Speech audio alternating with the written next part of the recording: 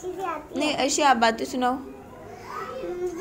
Ma'am बहुत अच्छी है। अब नानी की प्यार चुगली है, बहुत अच्छी है। नानी है बहुत प्यारी है, सारी दुनिया से बहुत प्यारी है।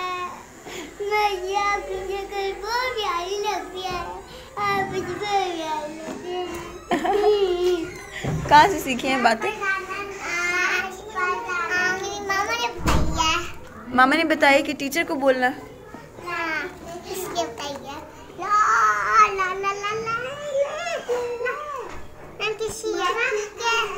जी मैं ठीक हूँ, आप ठीक हो?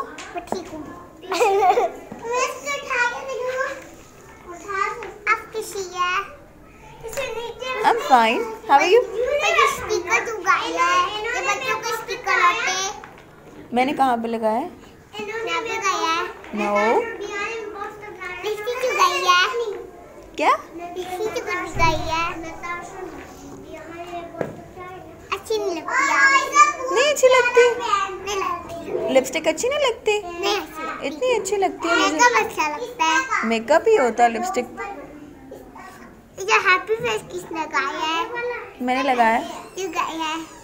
मेरी मर्जी। मेरी मर्जी। Yes. Yes. Okay bye. Okay bye.